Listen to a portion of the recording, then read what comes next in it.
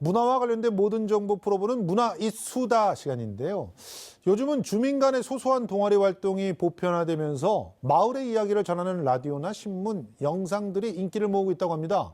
서울에서만 벌써 100여 개의 마을 미디어가 있다는데 풀뿌리 민주주의 실현의 장으로 통하고 있는데요. 참여 주민들의 만족도도 아주 높다고 합니다. 자세한 얘기 김원식 평론가와 나눠보겠습니다. 안녕하세요. 네, 안녕하십니까. 예, 마을 미디어 일단 정의부터 내려보죠. 마을 미디어다. 그러면 이제 예전에 공동체 라디오가 있었잖아요. 근데 예. 공동체 라디오보다는 좀 더 외연이 확장됐는데요. 예. 미디어 하면 신문, 라디오, TV, 잡지를 포함하잖아요. 그래서 이런 미디어를 주민들이 스스로 만들고, 그러니까 소유하고 운영하는 그런 활동들을 다 가르쳐서 이제 마을 미디어 활동 이렇게 볼 수 있을 것 같습니다. 무엇보다도 이 마을 공동체 안에 있는 여러 가지 이슈들 많잖아요. 예. 그런 것들을 모으고 모아서 또 정책 아젠더로까지 이렇게 예. 전달해주는 역할을 하는 미디어 말하죠. 물론 재미가 있습니다. 사실은 원래대로 하면 지역의 그 언론이라고 하는 것들이 이런 식으로 만들어졌어야 되는 거 아니에요? 사실 풀뿌리라는 그렇죠. 게 그 의미 있죠. 차곡차곡 밑에부터 올라와가지고 중앙 방송까지 올라와야 되는데. 그러니까 외국 같은 경우는 워싱턴 포스트 이런 것도 다 워싱턴 지역에서 원래는 그렇습니다. 발행한 신문이었지. 뉴욕 타임즈 하면은 뉴욕에서 뉴욕에서 발생되는 하는 거예요. 거였고. 그래서 지역지가 네. 이제 전국지를 커버하는 그런 형태가 사실 바람직하죠. 그러다가 어느 이슈에 대해서 굉장히 나름대로 선진적인 혹은 그 동시대성을 갖다가 담지한 그런 기사들을 쏟아내면 그것을 다른 지역에서도 막 보고 싶어 해가지고 그래서 전국지가 되는. 그렇습니다. 그래서 영향력이 커지는. 그러니까 이제 마을 미디어라고 하는 것도 기본적으로 이제 지자체에서는 정말 관심을 가지고 들여다 봐야 되는 그런 미디어라고 생각합니다. 그렇죠. 그래서 서울시가 이제 앞서서 이렇게 이끌어가고 있다 이렇게 볼 수가 있겠어요. 예. 그래서 이렇게 마을 라디오 앳 한강 이렇게 되어서 실제로 이렇게 야외 예. 공간에서 이렇게 하시기도 하고요. 라디오 또 금천. 금천구의 라디오 금천 같은 경우에도 모범적인 사례로 이렇게 지역 주민들이 실제로 활발한 이슈가 있을 때마다 이렇게 나오셔가지고 예. 하고 계시죠. 그래서 나는 주권자다. 결과적으로는 민주주의를 실현하는 그런 미디어의 역할도 지역 예. 주민들이 스스로 하고 있다. 이렇게 볼 수 있는 저도 것이죠. 마포에서 일할 때 마포 FM하고 마포 굉장히 FM 친했어요. 유명하죠. 유명한 마을 미디어입니다. 네. 아니 그런데 이런 미디어의 인기 이유는 어디에 있을까요? 아무래도 요즘에 이제 지역 스스로 주민들 스스로도 자기 스스로 목소리를 내고 싶어 하고 예. 또 참여하고 싶어 하는 욕구들이 상당히 많이 있다라는 겁니다. 예. 실제로 마을 미디어 활성화 사업이 서울시가 이렇게 시행을 해서 하고 있는데 또 해마다 또 서울 마을 미디어 시상식도 해주면서 독려를 하고 있는 거죠. 예전에 이제 그런 말 있지 않습니까? 내가 텔레비전에 나오면 정말 좋겠네, 정말 예. 좋겠네, 이렇게 얘기를 예. 하는데, 사실 그냥 텔레비전에 나오는 것이 아니고, 그것을 더 넘어서 직접 제작을 하고, 어허. 또 지역 주민 현안들에 대해서 문제 제기를 하고, 예.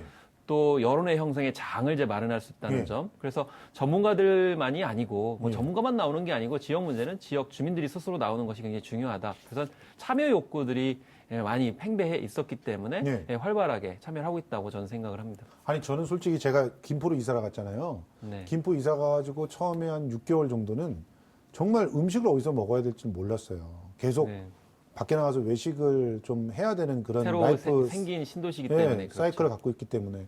근데 가보면 프랜차이즈는 알잖아요. 네. 거기서도 프랜차이즈에서 먹어야 되나. 다 똑같죠. 그래가지고 실제로 지금 이런 생각을 좀 했었어요. 네. 김포를 그것도 음식만 다루는 팟캐스트를 내가 하나 한번 네. 그래서 아예 거기 가가지고 막 먹고 이거 음식 어떻다더라 이렇게 소개하는 거 하면 되게 재밌겠다 이런 생각을 그래서 했었는데 사실 이게 신도시가 가장 큰 문제가 뭐냐면 그냥 들판에다가 아파트만 그냥 세워버려요. 맞아요. 주변에 편의시설도 없고 특히나 또 김포 같은 경우도 외지에서 오시는 분들이 많잖아요. 예. 그러면 지역 주민들 같은 경우 웬만큼 맛집 같은 경우 아니면 식당 같은 경우도 잘 아시는데 새로 가신 분들은 전혀 모르거든요. 예. 그런데 그렇다고 해서 블로그 이런 데만 따라가다 보면 사실 헛된 정보도 조작된 상당히 것들이 많이 많습니다. 있습니다. 그리고 어떤 거는요 가봤는데 없어. 없어진 경우도 많아요. 그러니까요. 허위로 하는 경우도 마을 있고. 특유의 어떤 색깔이라든가 또 그 사람들 거기에 살고 있는 사람들의 어떤 그야말로 요구, 네. 바람 이런 것들이 미디어에 들어가 있는 것 같아요. 그렇습니다. 그래서 예를 들면 이제 마을 공동체에서 여러 가지 소소한 사건들 많아요. 예. 심지어 가로등이 고장 났을 수도 있고요. 예. 바람에 나무가 넘어질 수도 있는 예. 거고 또 요즘에 뭐 상업화돼 가지고 뭐 여러 가지 뭐 젠트리피케이션 문제도 있을 수 있는 것이고 예. 또 심지어 재난 문제도 발생할 수 있고요. 예. 또 예전에는 동장님이라든지 통장님이 왕이었잖아요. 예. 그래서 그게 권력화되고 예. 이런 현상이 벌어졌는데 오히려 그런 것을 견제할 수 있고 주민들이 원하는 것들을 또 적극적으로 문제 제기할 수 있는 담론의 장이 될 수 있다는 거죠. 예. 말씀하신 어떤 지역 정보도 제공할 예. 수 있고 또 정말 지역 주민들이 뭘 정말 원하고 있는지 또 아니면 뭘 향유하고 있는지를 방송 미디어를 통해서 또 알 수 있기 때문에 그렇죠. 이런 점에서 여러 가지로 긍정적인 순기능이 있다고 생각합니다. 아니 문제는 이 마을 미디어들은 그러니까 이전에 좀 공동체 라디오라는 그런 형식과는 좀 다르게 훨씬 더 밑바닥 정서 또 그 동네 특유의 어떤 요구들이 막 이렇게 살아 있다 보니까 그러니까 그것을 가지고 막 이렇게 FM 방송을 해가지고 보다 많은 사람이 듣게 하는 그런 상황은 아닐 것 같은데 서울에서는 마을 미디어 최초로 FM 방송을 한 적이 있다 그래요. 아, 그렇습니다. 이겁니다, 이거. 이 예. 마을 미디어 가재울 라디오인데요. 물론 노원 FM도 유명하고 강서 FM 여기 한강 건너서 있는데요.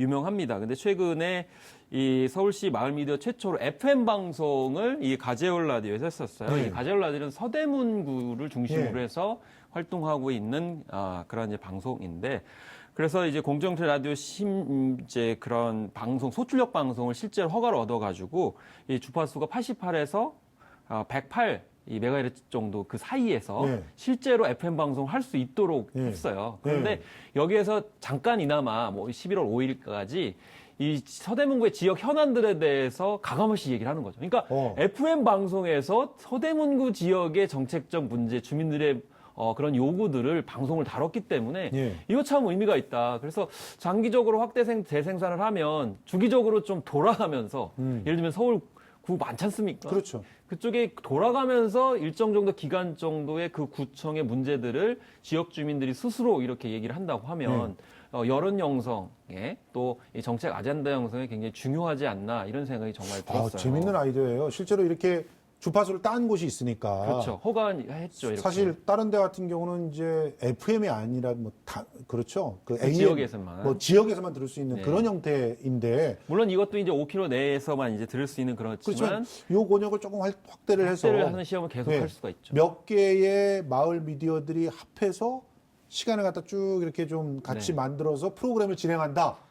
그러면은 예를 들면 데이를 만드는 거예요. 그러니까요. 그래서 그런 1년에 것도 뭐 있죠. 하루라든지 뭐 이렇게 월요일은 쭉쭉. 가재울, 뭐 화요일은 뭐 그래서 신촌, 뭐 이런 식으로 막 예를 들면 마을 미디어의 날이다. 그렇죠. 뭐 이렇게 하면서 일종의 어떤 프로그램을 짜서 하루 동안은 서울시 내에 뭐 그런 것들을 한다든지 아니면 더 넓혀서 보면 예. 뭐 지역으로까지 내려가서 지역에서 가능한 광역시 같은 경우에는 그렇죠. 이런 식으로 하는 것이 바로 뭐 풀뿌리 민주주의 아니면 지방자치제에 부합하는 미디어의 역할이 아닐까. 그리고 그 가운데에서 정말 지역의 현안들을 그 중간 과정 여과 없이 예. 가감 없이 들을 수 있는 계기를 마련할 수 있지 않을까 싶습니다. 제가 알기로는 이거 돈이 꽤 많이 드는 일인 줄 알았는데 가재울 라디오는 실현을 했네요. 그러니까 앞으로 보면 물론 이제 많이 하게 되면 이제 돈이 많이 들어갈 그렇죠. 수는 있지만 앞으로 예. 마을 미디어의 그런 어떤 가능성들 상당할 것 같아요. 그래서 일단은 진입 장벽이 많이 낮아졌어요. 그러니까요. 누구나 다 진입 장벽이 이제 기술적으로나 재정적으로 이제 많이 편해졌고 또 라디오 같은 경우는 굉장히 또 편하게 느끼십니다. 왜냐하면 텔레비전 같은 경우 분장해야죠.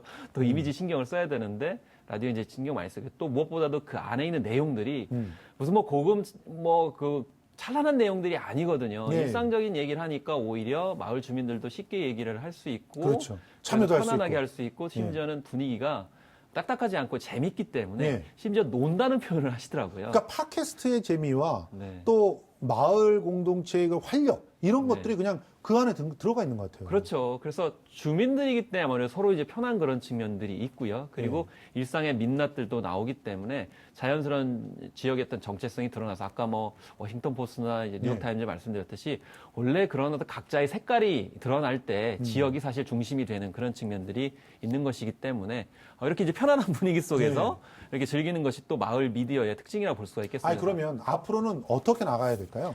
앞으로 같은 경우는 결과적으로 아까 이제 말씀하셨던 거 연장선상에서 저는 TBS도 이런 마을 미디어의 중심 플랫폼이 돼야 된다고 생각을 해요. 그냥 아이디어 차원에서 보면 인터넷상에 들어갔을 때 TBS 들어가게 되면 예를 들면 그 안에 마을 미디어가 다 있는 거죠. 오, 뭐 재밌겠는데요? 들어가가지고 예. 앱을 통해 가지고 들어간다든지 예. 이런 중심 허브가 사실은 필요하거든요. 그렇네. 지금 허브가 없는 상태이기 예. 때문에 지금 각 뭐 구마다 지금 생겨나고 있고 예. 또 어느 정도 수준이 계속 올라가고 있거든요. 예. 그러면 그 단계에 맞게 물론 기술적으로나 재정적으로 또 요구가 되지만 예. 그에 맞는 또 플랫폼이 필요하거든요. 예. 그런 디지털 환경에 맞게 중심 플랫폼을 만들어서 그것들을 결집시켜내는 노력들도 필요하다. 그래서 지금 연대와 소통의 노력들도 이제 장기적으로 좀 모색을 해야 되지 않나 싶습니다. 그리고 공유 좀 하고요. 뭐 노하우라든지 그렇죠. 뭐 방향성에 대한 모색들을 하게 되면 이 서울시가 그런 중심 축으로서의 역할을 분명히 할 수 있고 또 이것이 또 국정에 좀 반영이 될 수 있고 예. 또 우리나라의 민주주의를 앞당기는 데도 역할을 할 수 있다고 생각합니다.